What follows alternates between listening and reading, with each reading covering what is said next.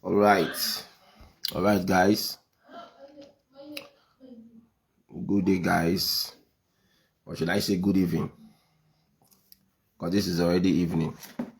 Or should I say good night? This is already night. Anyway, evening. All right. You know me already. Dennis Chukwuebuka KK, popular known as Onyenje, one of Africa. I love telling my travel stories through travel writing and through vlogging, or should I say visual, and the rest. So right now, I love coming. I just want to come in live to be telling my stories. This one I was talking about, you know, should I Ekiti State this morning, and the network was really disturbing.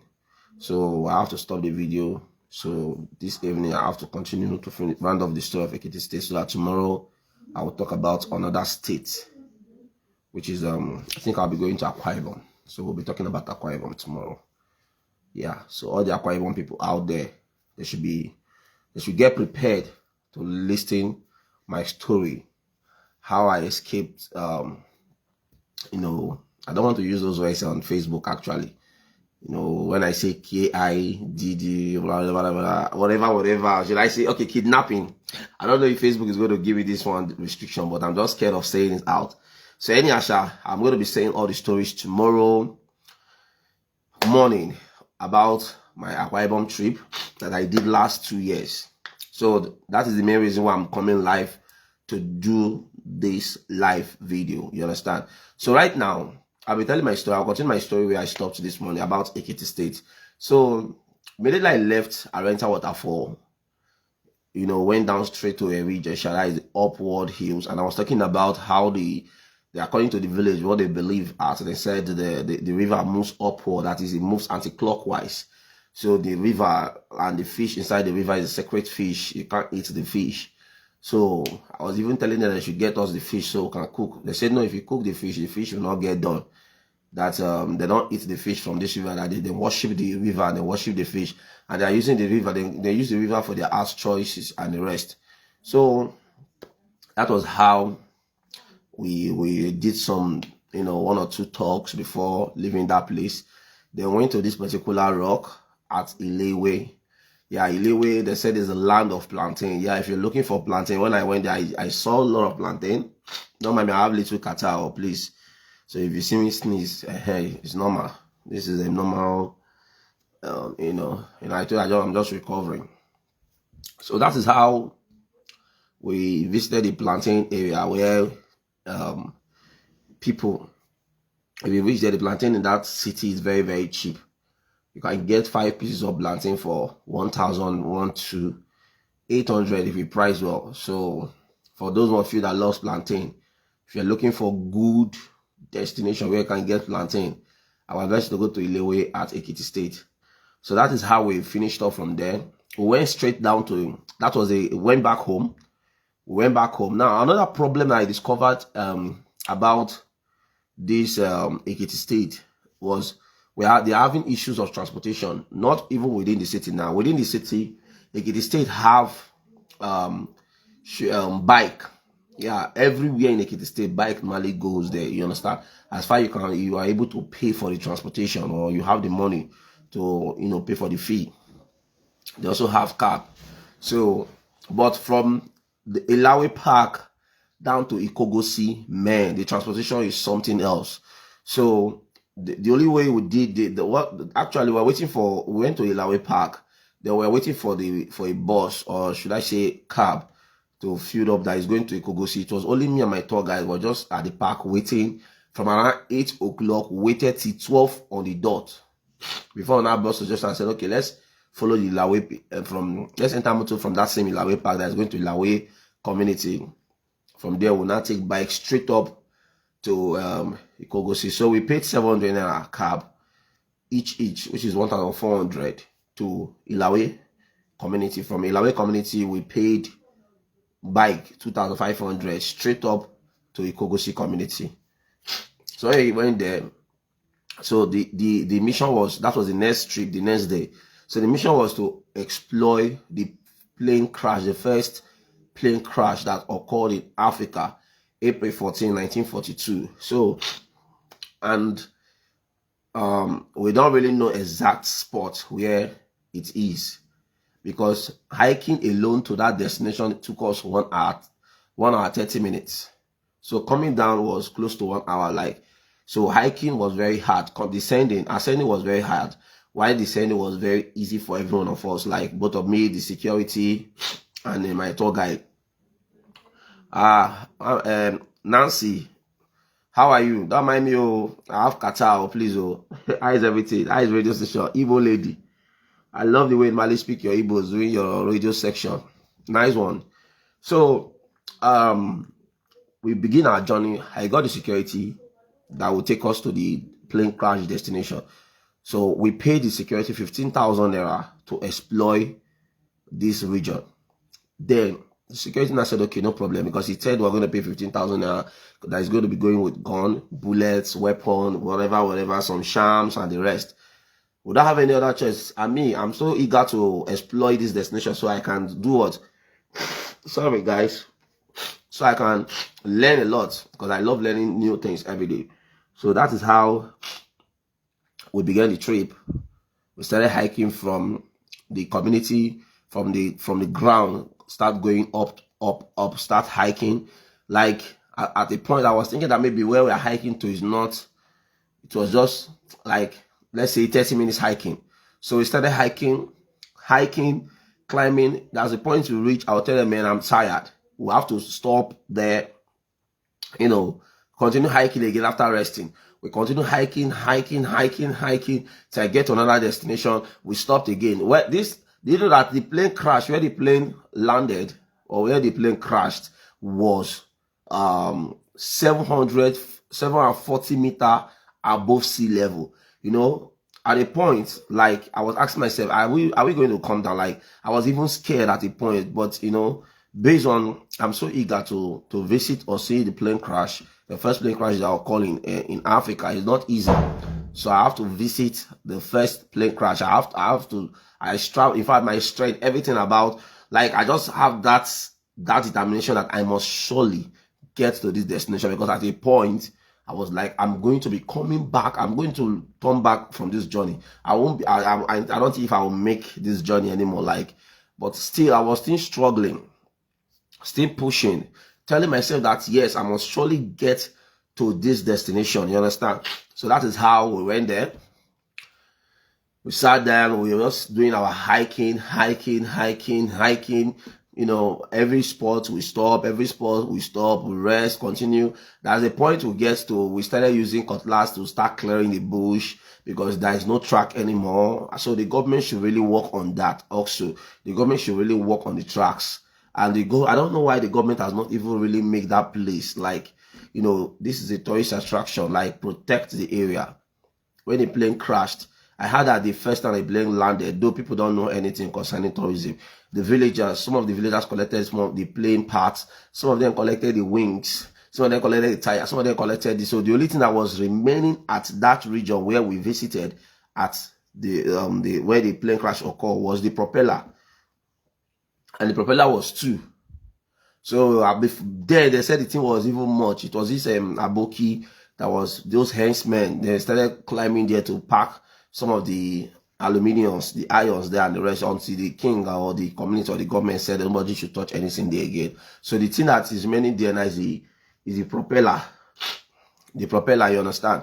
So that's why I posted the picture I posted concerning the plane crash. You see that I was only taking pictures with the propeller of the aircraft that got crashed on the date of 1942, April 14. So that is how I was so happy. So I noticed that yes, the where we climbed to was very high. Do you know that the oxygen that I breathe in there is different from the one I'm breathing right now?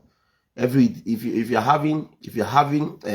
are asthma patient, or maybe you're having this hard breath, by the time you hike to this destination, stay there for like 2 hours, I bet you feel relief, you feel relaxed.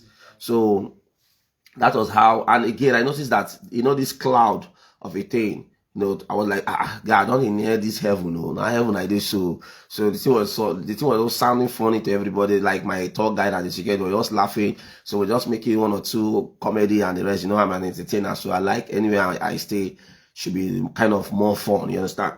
So that is how we stayed for some minutes before we start kicking down. So I checked my time when we started descending down from the hill. So it was close to an hour before we get down to the hill. That is how I finished my journey to the first plane crash that occurred in Africa in 1942, April 14th. So you see that Lagos State, Nigeria as a whole, is blessed with tourist destination. Like this particular destination I visited in Ekiti-State, I believe the government can do something useful about this place.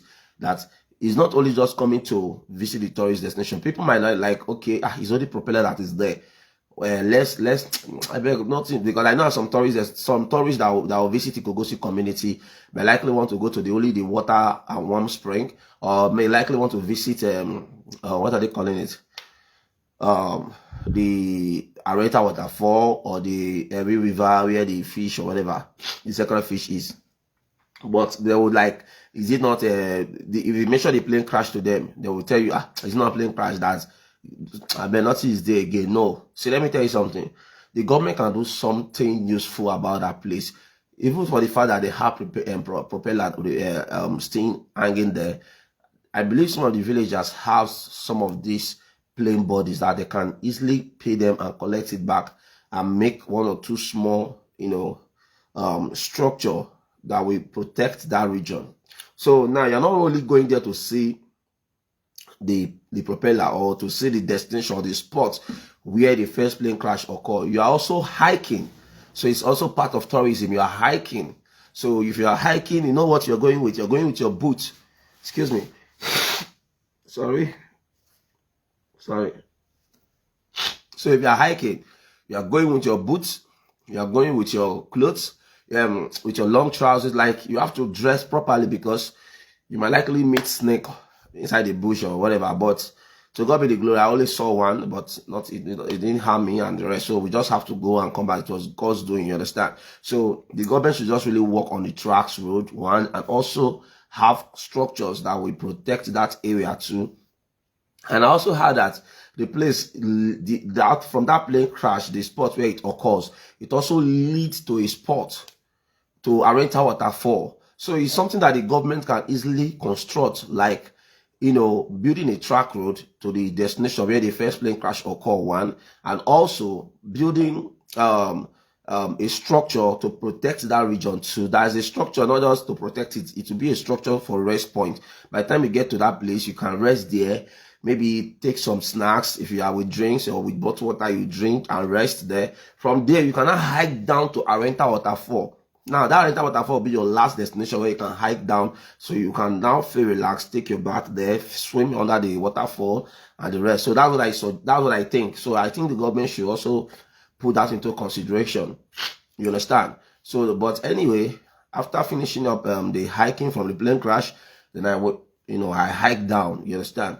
So that is how in fact, that day was just for the hiking. So that day we left in that Ikogosi, we left the community quickly down to the main town. I went to the main town. So I visited the Crush Mountain. Yeah, the Crush Mountain. Yeah, they said that is the rock, the rock that is found in that Crush Mountain. That's what they use for the refinery oil in Delta State. And right now is abandoned. So the police people, the officer, because there's a police station opposite the Crush Mountain, they are using that region for their training ground. Even when I went, I saw some, shot the bullet that has already been used. You understand, like, there. So they're using that for training ground. And that is, if you watch most of my videos, I did a little bit editing for you to see what we saw there. You understand? So from there, I said that we're going to hike Abanijori Mountain. Man, when I got to Abanijori Mountain, my strength, my spirit, like everything, I was so weak, because the first plane crash was something else. Like, we couldn't exploit the first plane crash. That was the first day I visited the Kogosi water, warm spring and cool water spring. It was the second day, and that second day, the first plane crash region really took my time. So that is how I pull off that day from Abanijori Mountain. I said, okay, I'm going to continue the exploration the next day. That was the third day to Abanijori Mountain. So the third day, it was really fun. Yeah, the region whereby I wanted to follow. That was not the region.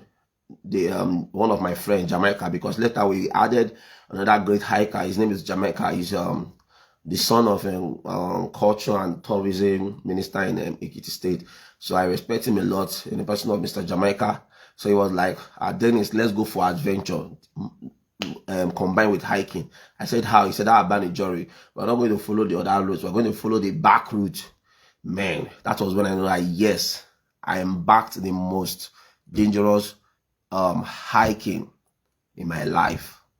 Man, I will never try that again, but it was all the glory. Like, do you know what it takes for you to start from the ground, start clearing bush? At a point, we got lost. We started finding tracks just to locate back to the, we started moving here and there, climbing mountains, climbing this, climbing that. In fact, they say there's a cave. There's only one cave there. I can beat my chest and tell you that there are more than one cave there. I saw like 3-4 caves there. You understand? I saw like 3-4 caves there. That was how we climb. We just hiking. If you hike up, the other one will say, that's not the road though. Let's hike down to the next one. We have to come down and start hiking another region again. So that is how we started hiking here and there for the past. We started this hiking around 7 o'clock in the morning. We have been hiking for the past 3-4 hours. I've not even got to the top. It was later on, after some hours, we now got to the top, to the last stop. So hiking down was now another problem.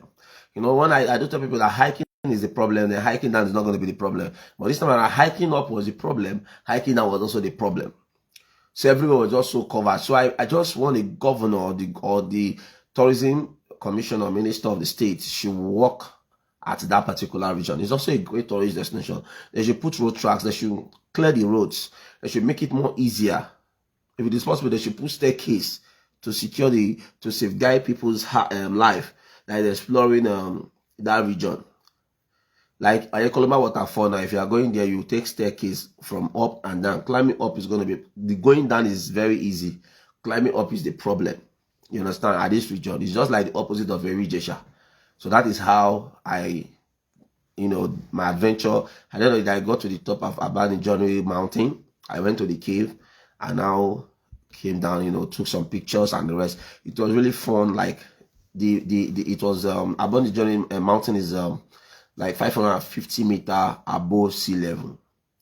So guys, so when I came, it was that same day I left Ekiti State. I bought my bus. I think the price was 7,000 to 8,000. So we went back to Lagos State peacefully. In fact, when I was going from Lagos State, I was like, the distance is too far. But when we're coming back, because I left Ekiti State around 1 to 2, I got to Lagos around 6 o'clock. So it was so interesting. I give God the glory. I give God the honor. I really enjoyed my trip. In fact, I really, really enjoyed my trip. So if you're not traveling, man, I don't know what you're doing, because I believe as a traveler, you are learning every blessed day. You understand? I learned a lot, that there's some certain things I've known today on that culture and tradition that you yourself, you don't even know about. You understand? Okay. So always come live and also read my post, watch my videos and see that, yes, this page is educational page. We're not just here to come and be posting or talking nonsense. You understand? We're here to educate the viewers that, yes, this is what is really, really existing in Africa. This page is not just for only Nigeria. We're also for Africa. And please, if you're also not following me on my YouTube page, kindly follow me on my YouTube page, Onion Gem TV. God bless you. And tomorrow, I'm going to be coming live to continue my travel life experience. I'll be talking more about my travel life experience. And please, anytime I come live, always come live with me. I believe I did this live twice. And right now I'm serious about it. So I'm going to be doing live, if not every day, or let's say 3 times in a week. Yeah, I was still calculating because this is already Thursday, Friday, so that's why the stuff is just like this. So I'm still checking out my schedule, what time and date I'll be coming. I might be doing my live maybe on Monday, Wednesdays and Saturdays, or Monday, Tuesday and Thursdays. because these are the period I have chance in the night from Friday, Saturday, Sunday. I'm always off in the evening. You understand? Except if you're going to be live with me from around 12, 1 o'clock. So that's it. So lastly, I'll be bringing my doctor, Babajide Agbola, something like that. I don't really know how to pronounce that surname. So I'll be bringing him live on my social media platform for him to lecture us about apps, plants, roots, what is used for, because I learned a lot. You understand? So guys, thank you very much for this great opportunity. See you on my next live. I say my humble boy, Onyenjem, one of Africa. God bless.